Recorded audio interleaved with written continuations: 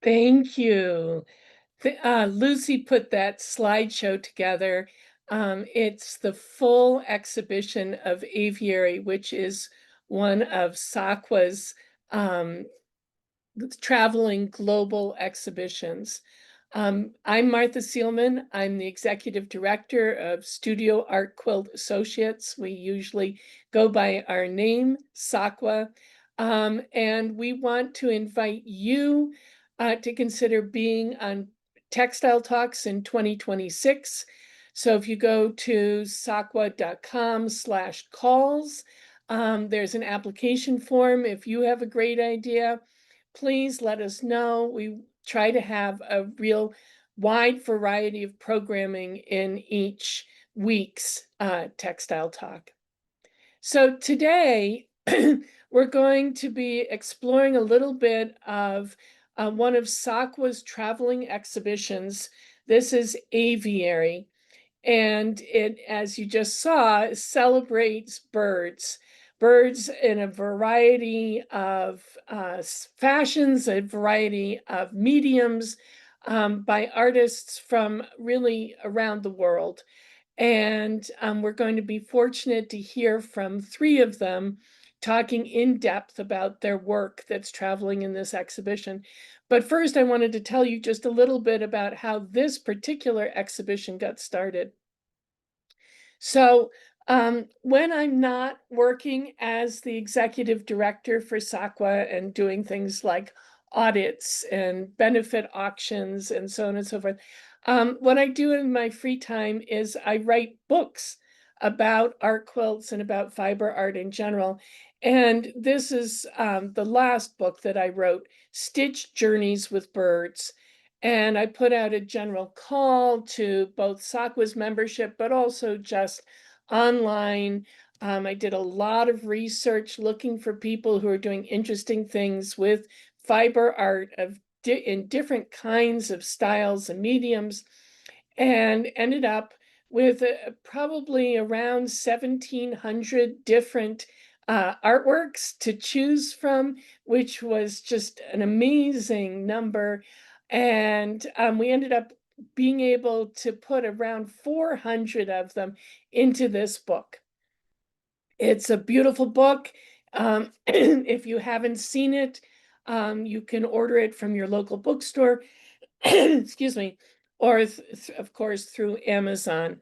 But after having put the book together, I wanted to be able to share some of the artwork in person with people. So the exhibition committee gave permission for me to curate an exhibition of around 40 artworks from the book, and it has been traveling. So it's already been to the Gadsden Art Center and Museum in Florida and the McKissick Museum in South Carolina. It is currently in the Brigham City Museum of Art and History in Utah, and it'll be there through the end of September. Next year, it is scheduled to go to the International Museum of Art and Science, McAllen, Texas, and we're really excited because at the same time it will be there.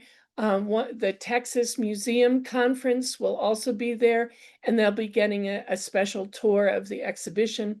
And then in 2027, it will be at Longmont Museum in Colorado. If you have a museum near you that you think might be interested in hosting this exhibition, please let me know.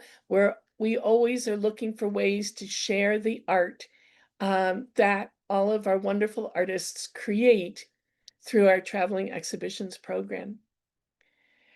So today, and before I forget, as I said, is currently at Brigham City Museum. And one of the things that they did was they invited about 20 of the artists to talk about their work and their process. So if you have an opportunity, go to their YouTube channel and you'll get to hear 20 of the artists talking about how they made their work, how they think about their work, what they're inspired by. It is a wonderful resource, and we're so glad that we're working with Brigham City Museum to share what the artists do. If you would like to see more about the exhibition and to see the works that these artists are describing, if you go to SAQA's website, SAQA.com/aviary, that's where you can see all of the artwork and learn more about what's traveling. So today, we're going to hear from 3 of the artists, Tracey Cameron, Linda Hoffmeister, and Zara Zannettino, who is joining us from Southern Australia, where it is 3 o'clock in the morning. So make sure that you give her a lot of appreciation, because boy, do we value the fact that she's willing to get up in the middle of the night in order to join us and talk about her art. So I thought to introduce each of these artists, I would read you a brief excerpt of their statements that they gave me in making the book. So here is Tracey's statement. She says, "I like to get out into the world and go thrifting. Because I use recycled textiles in my work, a trip to the thrift store expands my color palette and often inspires a new combination or idea." And I love that. And I love how that thrift store sourcing of fabrics just gives Tracey's birds a tremendous sense of personality and relatableness. Sometimes birds, because they're not mammals, it's harder to find that connection. But with Tracey's birds, you always feel that tug of recognition. So Tracey, please turn on your camera, and we'd love to hear from you. Hi. I completely forgot that that was my statement to you. That's awesome. I really like how that works out. Um, so my name is Tracey. I wasn't really sure what to talk about for this talk, so I thought I would just do a little look back at my work. I'm in a little bit of a weird point in my studio career, and I've taken a break for the last little bit, so I've had a lot of time to reflect, so I thought we'd kind of look back together, I guess. So I guess I'll start and I'll share my screen here, figure out how this works.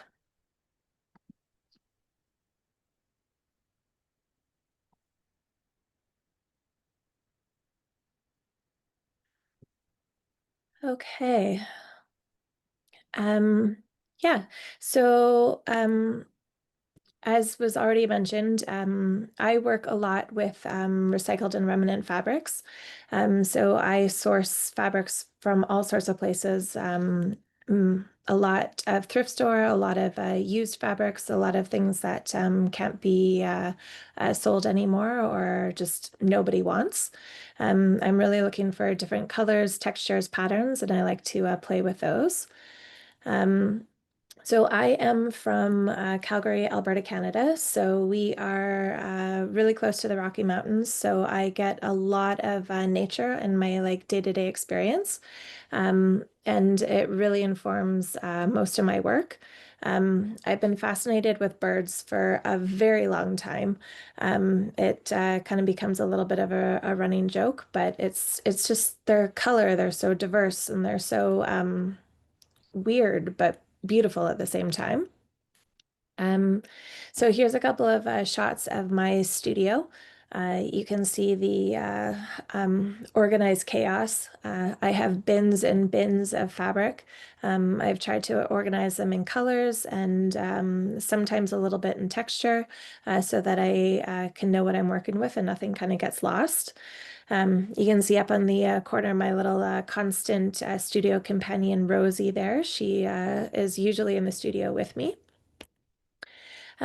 So I graduated from art school in 2006. I was mainly a watercolor artist then, and one of my last projects, I started working with fabrics, and I really liked how it turned out, and I really started to play with it after I graduated. I created these kind of soft sculptures. They had a styrofoam base, a little bit of wire, a lot of fabric layered in them. I was also doing watercolor paintings at the same time. Really interested in like the bleedy, drippy, uncontrolled nature of watercolor. Then I started combining the two together, kind of creating these different little images, some bigger sculpture pieces with fabric, more watercolor paintings, and then more soft sculptures. Um, it was just a lot of exploration. And then I created this line of bespoke pillows where I used all the scraps of fabric that I had and created different feathers on the pillows. And then also this line of owls of Canada, just a really graphic representation of four of the big owls of Canada. But this series got me thinking that fabric art didn't have to be functional. It could also just display on a wall. So I started hanging the pieces up just really simply on a dowel that went through the back of the pillow casing and liked where that was going. So I started to explore a little bit more. This is my first true series of 2D fabric art. A little more realistic than I had done in the past, and just again using scraps of fabric, thread, not really worrying about whether it would hold up to any day-to-day use, and really trying to create the texture and the color and all these different types of birds. Um, so this piece is the one that is in the Aviary show, the ostrich group. I just wanted to explore the different personalities and textures and the fuzzy sort of necks of ostriches. So I started layering together laces and focused on their big doe eyes with a little bit of hand embroidery on the eyelashes, but it's mostly machine stitching. This piece was really big for me. It was 30 by 60 inches, so it had some challenges on its own. This image on the bottom right, I think, um, that is how I had to photograph the piece in my garage. I created these false walls and put them up into the entrance of my garage, allowed the natural sunlight to be my light, and then I stood in the back alley with a tripod and photographed it. I'm really sure my neighbors thought I was a bit of a crazy person, but you can see all the different layers of lace on the side there. And then this is just some more detail shots of the piece. So a little bit of embroidery to kind of give you a depth and a shine in the eyes, and then really trying to create that depth on the beaks so that you could see that they were at different angles and dimensions. But again, this is all um, uh, remnant textiles or pieces I found in thrift stores. Some of it had other lives, some of it had not been used in a way it was just being discarded, but that I just tried to give it new life, I guess. This piece, I started incorporating quilting into the pieces. So this has polyester quilting as batting, and then I created the starburst pattern on top of it. I still really like this piece. It hangs up in my living room. I really like the color juxtaposition that happened here. So it's one of my favorites, even if the way the light hits the form isn't quite right. The leg of that flamingo just bothers me endlessly, but maybe one day I'll fix it. So in 2016, I bought my first house and started renovating. I'm a bit of a builder on the side, I guess, but that didn't leave a lot of space for my artistic practice. We were living in the home at the time, and I was just tired. I was renovating, working, and trying to be an artist. So there was little bits here and there, but this is one of the pieces that came out of that time. It's a study of pigeons, and it was meant to be really quick and gestural, just looking at the different colors, shapes, and personalities that pigeons have. They're one of my favorite birds. They're just so funny and weird. Um, but you can see all the different types of fabric that are in there.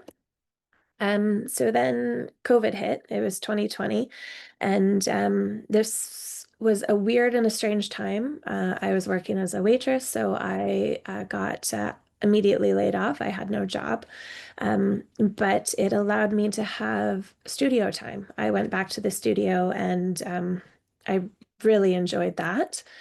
I started experimenting and playing with my practice again, and I started looking at the birds that were in my backyard.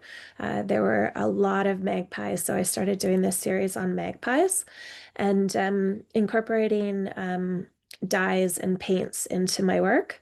At first, I just painted straight onto cotton canvas, as you can see here.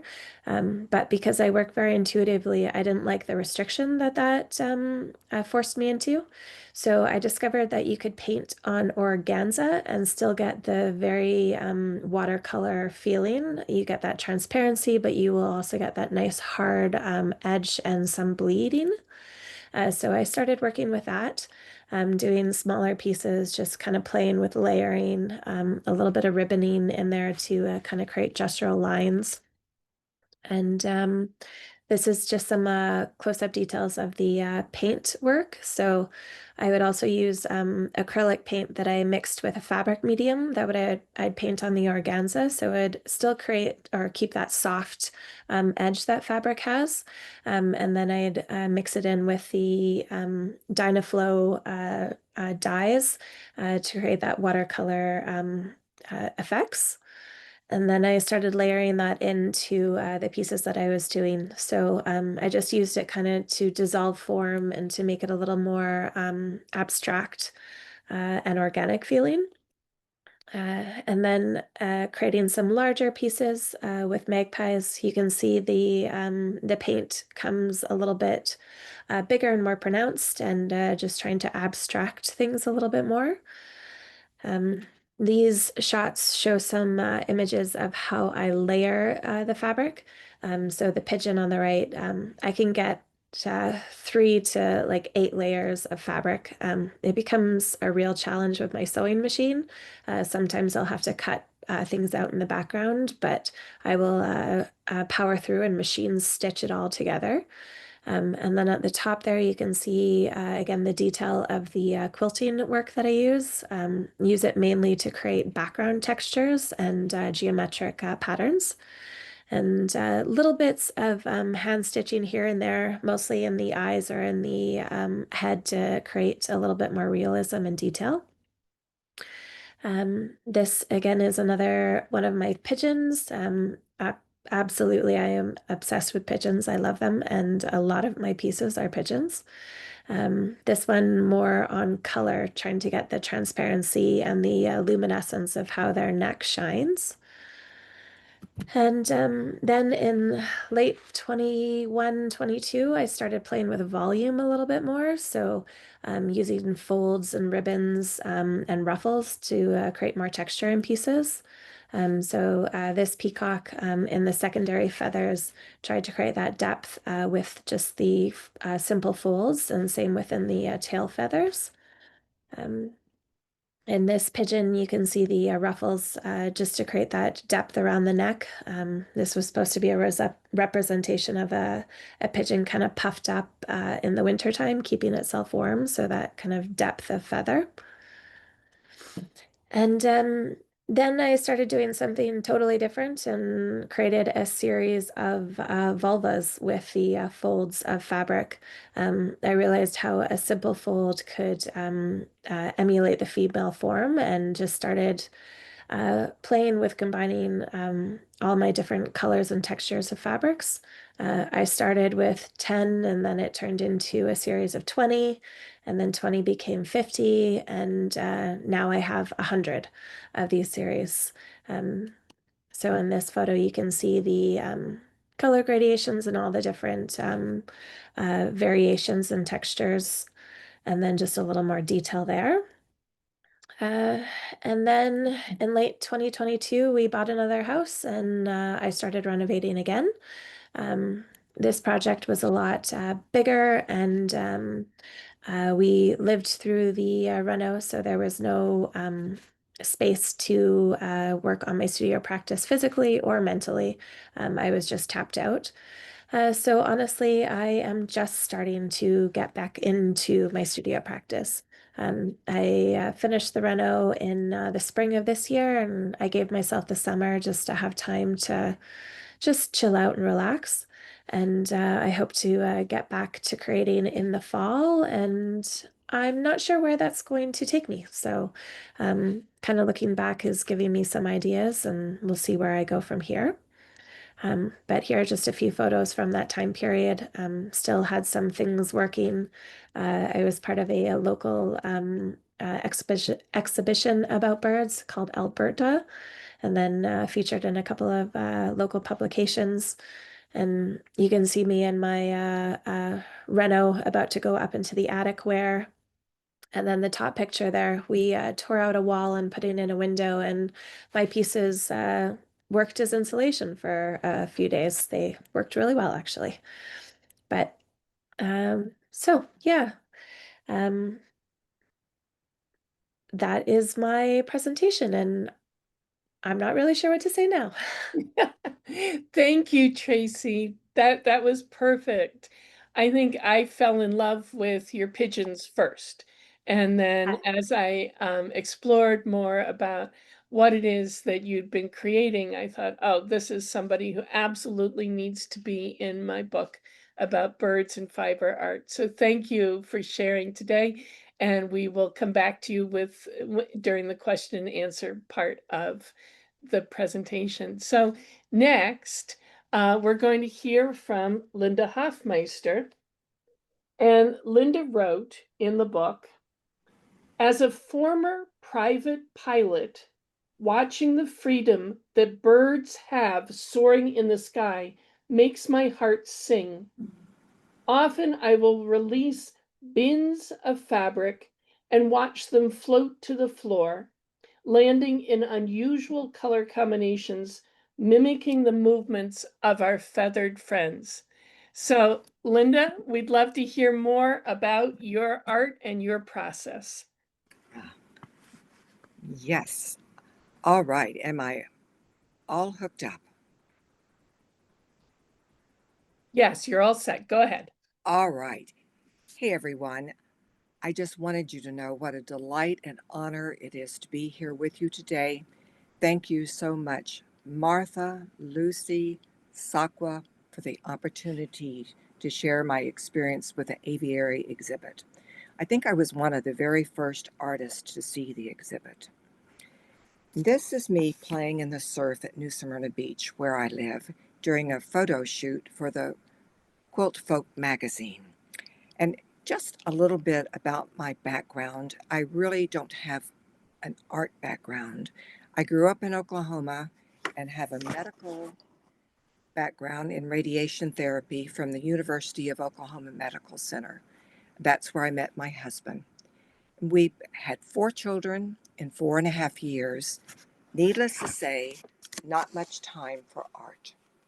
Our children were full-time consuming, and after they were grown, I learned to fly an airplane, which was something I had always wanted to do, and earned my instrument ticket at age 50. So it's never too late to learn. Then I started making bed quilts. Now, go figure, from flying an airplane to making bed quilts. The bed quilts were not so good. My seams and points never matched, and I could not cut straight. My first introduction to art quilts was Pamela Allen, whom I love dearly. Pamela said to me, "All right, you are going to cut a bird cage, strangely, uh, just freeform." And I said, "What?" I said, "I need all my stuff. I can't do that." She said, "Just start cutting." So I did. And that began my love affair with art quilts. No rules. And as Martha said, so many times when I'm looking for the inspiration, I will just hold a big old basket of silks up and let them just float. And it's wonderful, the freedom that it allows. So next slide, please. The opening of Aviary, September the 20th last year, was overwhelming to me at the Gaddison Art Center and Museum in Quincy, Florida. It's a charming old southern town, complete with the town square, massive oak trees dripping with moss. My daughter and I did stop by early in the afternoon, hoping to get a preview, and did we ever. The gallery was dark with just the lights on. It was so incredibly powerful. Been to a lot of openings, but this one took my breath away. So many of the pieces that I had seen in magazines and in publications were there. I get goosebumps thinking about it. The exhibit was so well received, you could feel and hear the excitement in the air. The curator told me it was one of the best received exhibits they had ever presented. Kudos to you, Martha. Standing Tall was done several years ago and was first shown at the Florida Flight Institute at the Ruth Funk Museum, where I first met you, Martha. It was inspired by a group of herons that I saw early one morning. It's the only black and white piece I've ever done. The herons are raw silk. They're hand-dyed batiks, fabrics from the 80% off table at Joann's. Silver metallic thread was used for the rain, sewn ever so slowly as it broke all the time. Next slide, please. This is a detail of Standing Tall. Next slide, please. I am very much an experimental artist, and Emergence was a total experiment. Next slide, please. As you can see, I love to dye silks, cottons, burlap, cheesecloth, anything, and did for many years. I had a piece of cotton left over from a day of dyeing at Atlantic Center for the Arts and threw it into the pot where I tossed all the leftover dyes. Disaster. So ugly, I hid it from the other artists there. Several years later, I was back out there and I thought, ooh, maybe I can discharge this and make it better. Well, it got even worse. And then a couple of years ago, I thought, I'm going to try something else. So I used a discharge mist, collected all kinds of yard trash and some stencils. The mist worked like a charm. It brought out a lot of the muddy colors. Lucy, could you go back to the last slide, please? There. I mean, this piece was so ugly and muddy. It was brown and just ugh, nasty. But anyway, all right, so ready to go on to, there we go. And what do you do with all the surface design fabrics, upcycle clothing, painted pieces of canvas, everything? It all wants to play. This is my favorite part, pulling out all the stuff and playing. Next slide, please. I cut apart a quilt, making 2 smaller ones. There was little leftover pieces that I just could not throw away, so I made a third, stitching it into a painted canvas. And with a canvas I had painted years ago and hadn't done anything with it, so haha. Next slide, please. This wild thing I'm currently working on was inspired by a photo I took. I've raised monarch butterflies from eggs for many years and always find inspiration and joy from them. Part of the material is from a sarong that I never wore. Next slide, please. Sunrise in New Smyrna Beach. Again from my photo, hand-painted sky using silk charmeuse, old cut-up shirt for the ocean, fabrics are from Guatemala, husband's silk shirts. Next slide, please. Singing in the Rain was made from some hand-dyes, commercial fabrics, and antique silk was used for the young woman. Next slide, please. Deep in the Forest, number 4. Again, the decolorant mist, just yard trash, and stencils. Next slide, please. Musica. Music uniting the world during COVID. Lots of ethnic fabrics. This piece has a wonderful story that led me to making it. I wish I could tell you the story behind it, but there's not time. Next slide, please. Deep in the Swamp. A lot of surface design. The piece on the left was really at more of an advanced stage. I should have put in another slide with that. Anyway, there's silk shibori and commercial fabrics also with that, and it's 3-dimensional. Next slide, please. Wonky Buffalo Gal. Ethnic fabrics, discarded old linens, silks, part of the sarong that I'm using in the monarch piece, and lots of embellishments with that. Next slide. She's got the whole world in her hands. Ethnic fabrics, commercial worry dolls, old belt, and a real necklace. And she's actually holding worry dolls. I don't think you can see it on the piece to the left.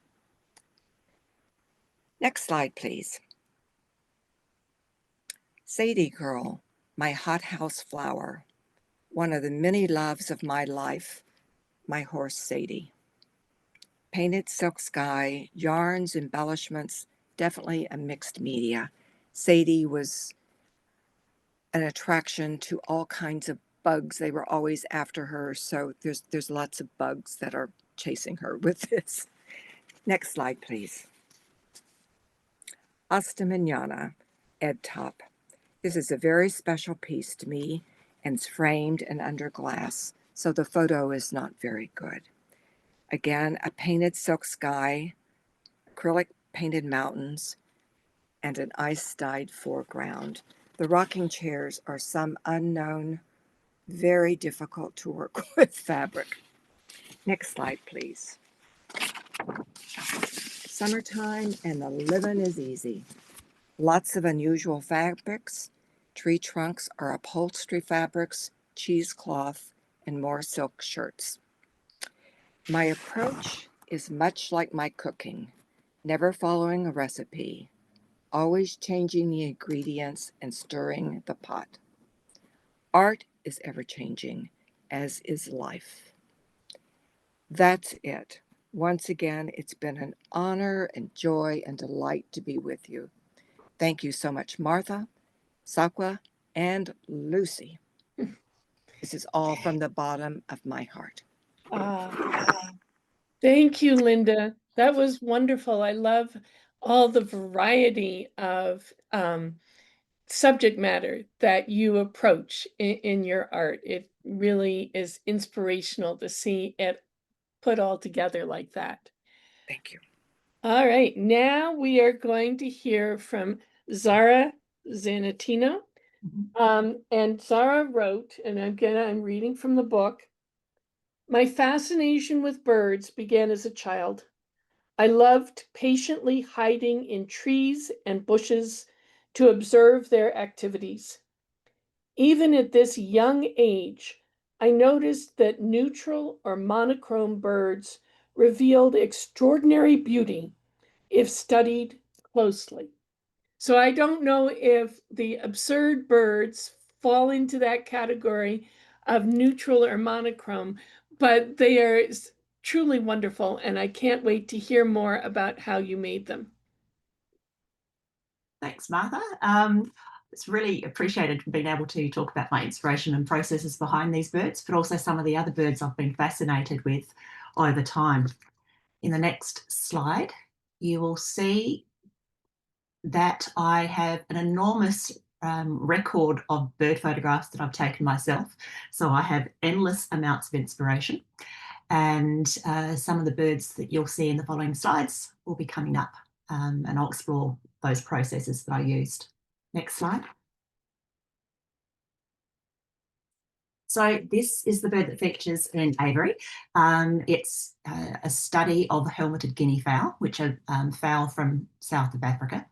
It has appeared in quite a few exhibitions already. It started off being used in Quilt Network's Art Quilt Australia. Then it had a little run in South Australia in an art gallery, and it won first prize there.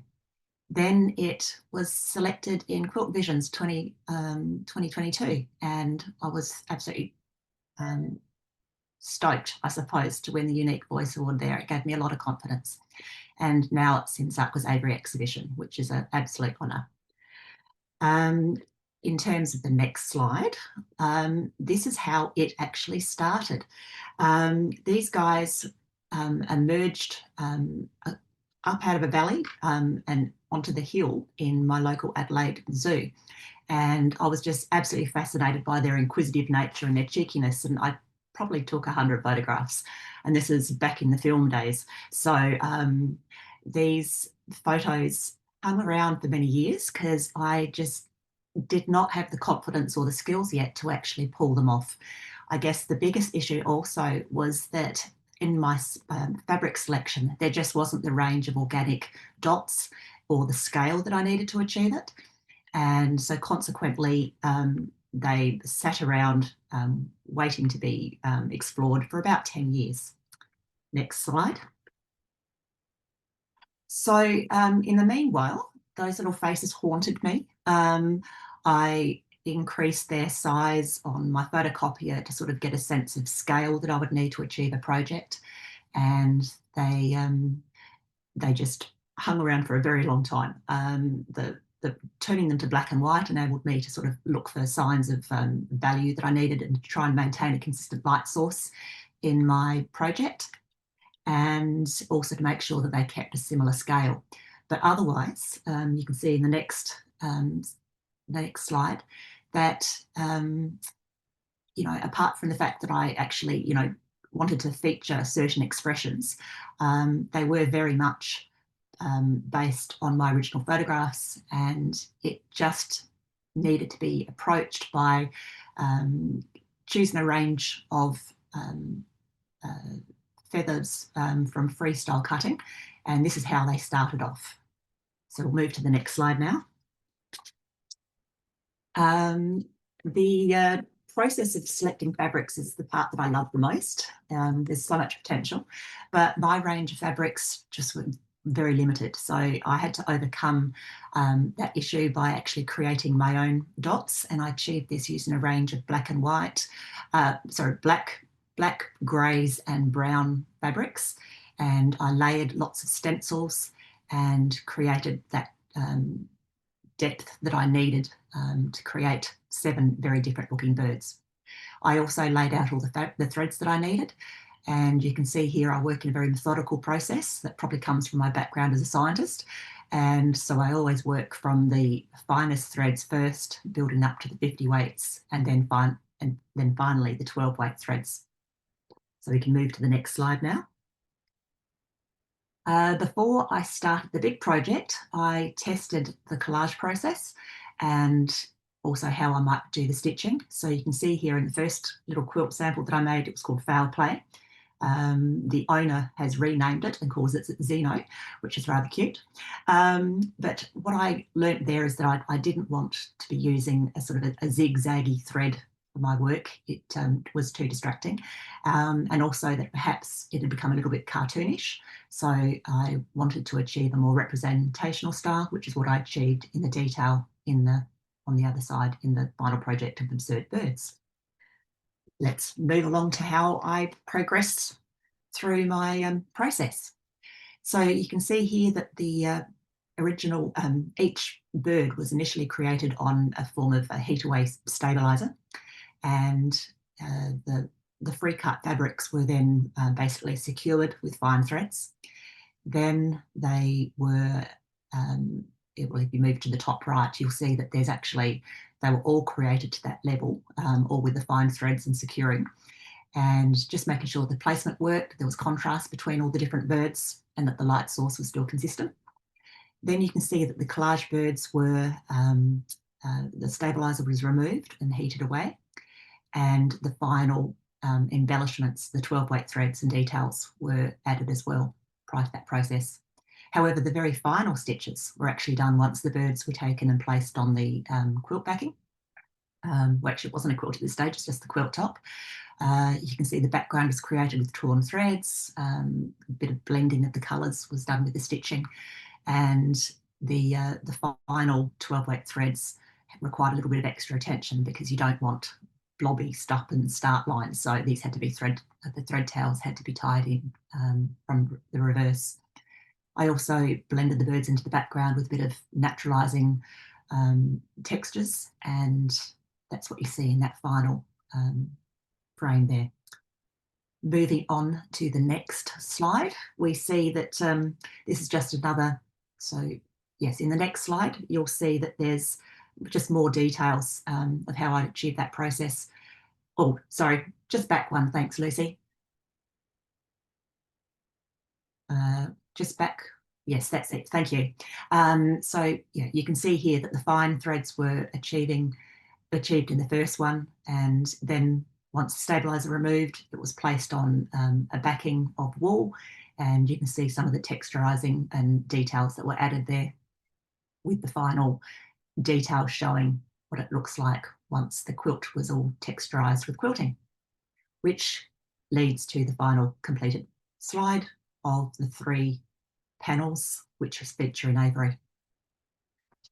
So moving on to some other birds that I've studied over the years. In this next example of a work in progress, you will see that I featured an Australian stork called the black-necked stork.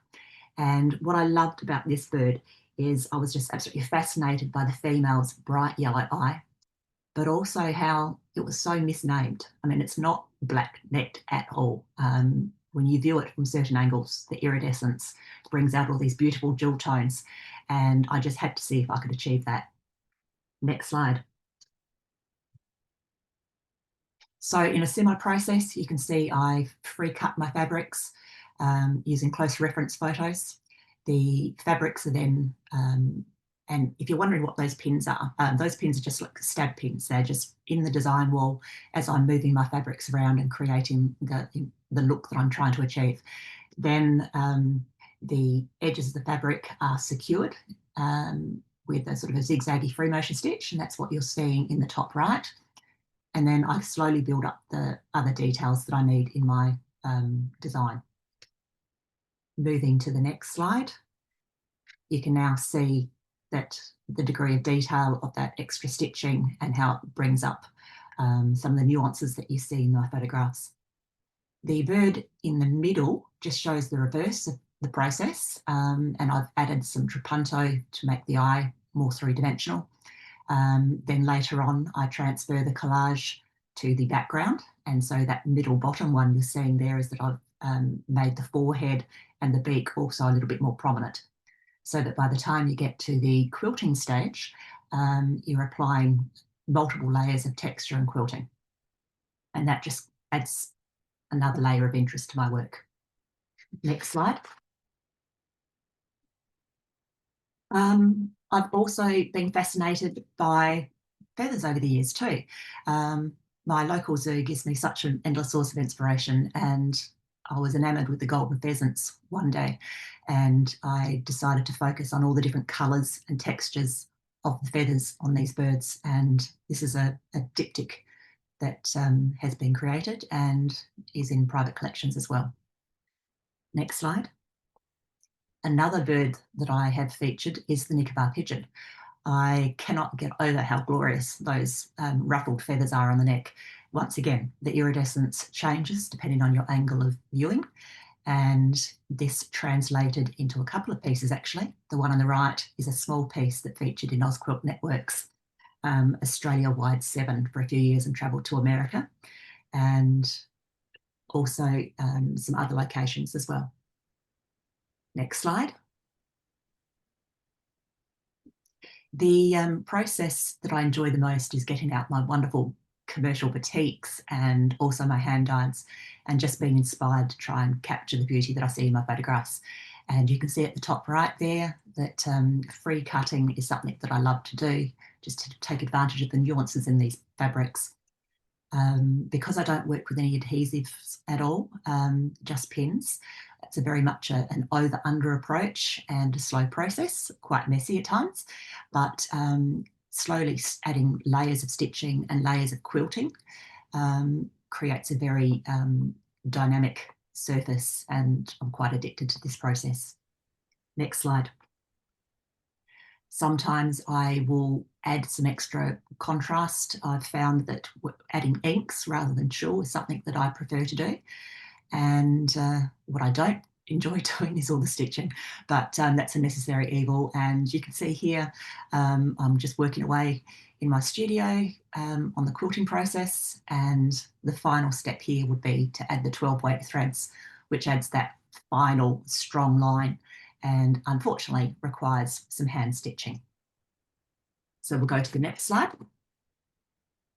That just shows how ultimately, though, that care is actually worth it. And so I really enjoyed that, making that piece. In terms of my next work in progress, I've got a monochrome bird here. Well, most people think it is. The Australian pelican is, this was, I chose to do some different points of view of the same bird, just to highlight that the different parts of the bird do in fact have many colours, including some amazing pastels in the beak and browns in the wings. Next slide. This is just how that photo got translated into the quilt top. And then moving on to the next slide, because I know I'm probably taking up a little bit too much time. That's what it looked like up close when finished. Oh, that's wonderful. The amount of detail is just extraordinary. Thank you. Do I have another couple of minutes, Martha, or would you like me to stop? We don't. I'm so we sorry. don't. Okay, not a problem. That's all good. Thank you. I could listen to you talk for hours about it. Well, now we just have a few minutes left. And so if Linda and Tracey could join us again, I think I probably just have time for maybe one question for each artist. So Zara, I wanted to start with you and talking about the Absurd Birds piece that is in the exhibition. Why is it a triptych? What instead of one long piece? Look, there are probably so many reasons, but one of them was I wanted it to travel and I didn't want to pay extra postage and handling, and I figured 3 of them could stack on top of each other and be rolled. Well, that's a great reason, yeah. But also I did want it to stand out. I wanted it to not just be your typical one quilt. So, you know, there's method to my madness. Yeah, well, I think having the triptych gives it a lot of movement. And you know, shipping considerations are definitely important.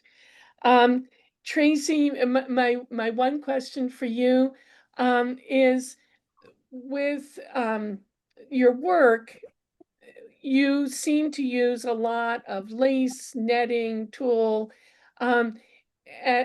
Is there a reason why you were particularly drawn to the fabrics in the thrifting stores that had that sort of open effect? I think it's the transparency that I like playing with. So it allows you to change the colors by layering them all together. And honestly, I found a lot of drapery, transparent fabric in the thrift store. So it's plentiful. It's there, and I just like to use it. So a little bit of a functional reason too. Mm-hmm.